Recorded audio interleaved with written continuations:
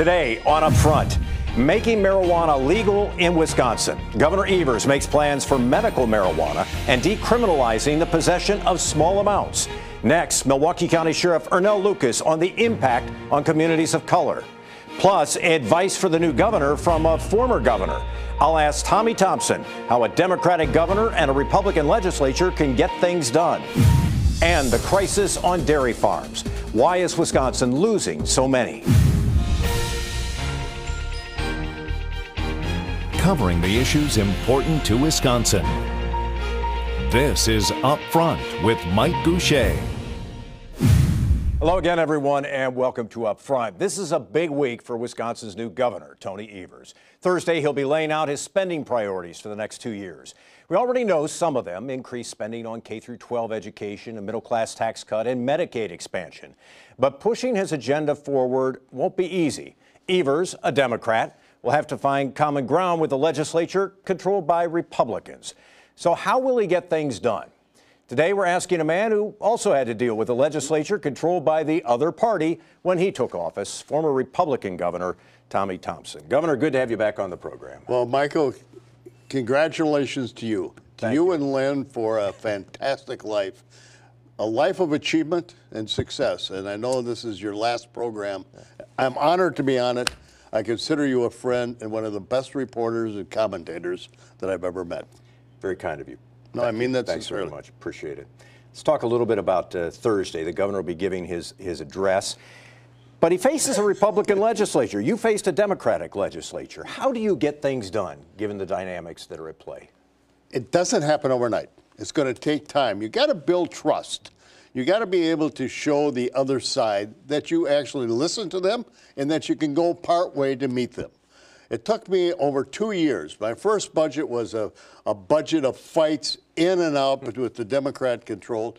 And then I vetoed 85 items to show them that I meant business.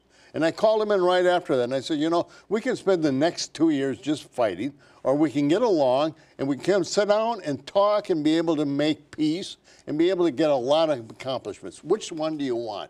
They said, we want accomplishments. I said, okay. So every Tuesday, they'd come in and we would talk and we would find out, you know, what they needed, what I needed, how we could get together and solve problems.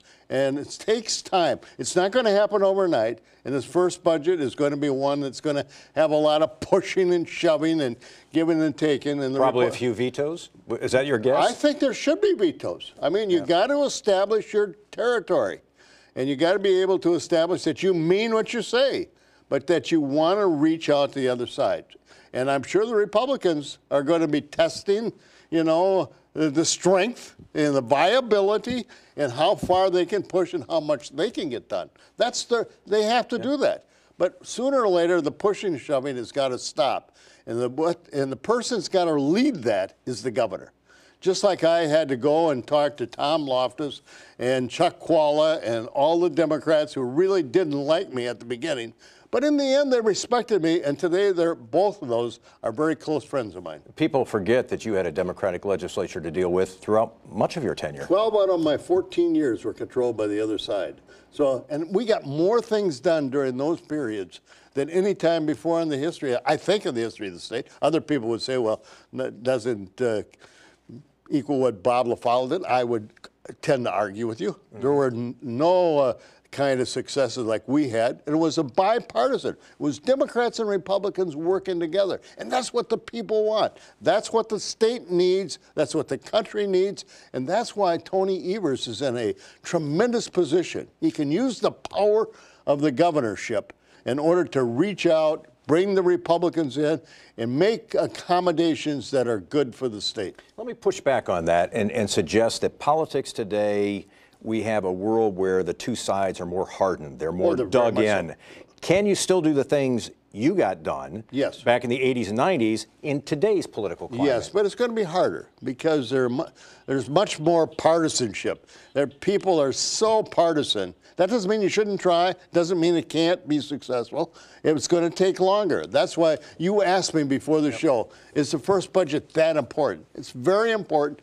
to set the parameters. You want to demonstrate your vision. This is You got to demonstrate, what you want to accomplish with the state, how you want to lead it. Whether or not you're going to accomplish everything in the first place, no way is it going to be.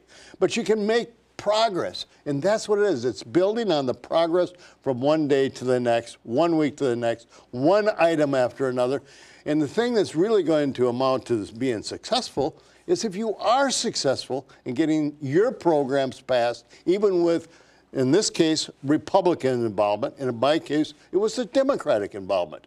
And you got to realize, Republicans have good ideas, Democrats have good ideas. It's the governor's position, his ability to be able to find the road between those and the path to get it done. And if he does that, he'll be very successful. Do you think the relationship, the current modern day relationship between Democrats and Republicans was damaged by the extraordinary session in any way? Obviously, Tony Evers, the new Attorney General, Josh Kaul, not happy about feeling their powers were diminished. No, but so what? That's yesterday's news, Michael.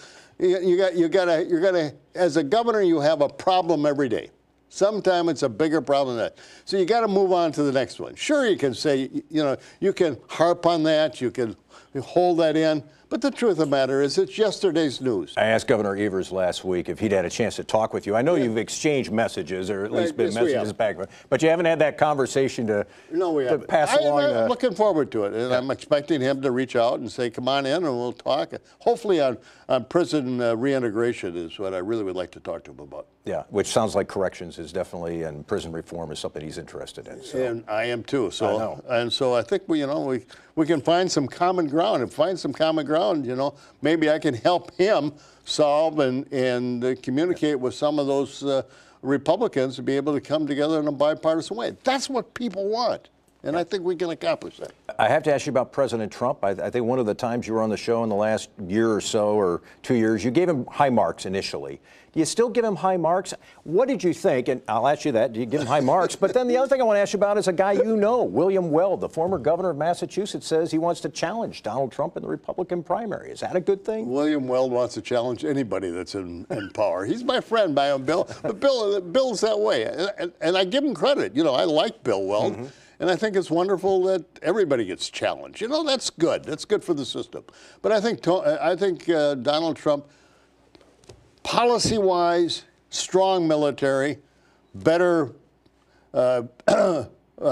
contracts and compacts for the United States, better. Those are good things. I don't find anything wrong with his policy. The way he does it, the way he communicates, leaves a little bit to be desired. But he is his own man, and he does it his way. But as far as policies are concerned, I'm fully on board. Tommy Thompson, the former Republican governor for the state of Wisconsin. It's good to have you on the program. Good luck to you. Thank you very much. We're going to miss you, Mike. Thank you. Coming up next on Upfront, Governor Evers proposes a big change for small amounts of marijuana. I'll ask Milwaukee County Sheriff Ernell Lucas about the impact of decriminalization. And later, Wisconsin dairy farms in trouble. Adrian Pedersen reports on the farmers just hoping to hang on. Up Front with Mike Goucher, brought to you by the American Transmission Company.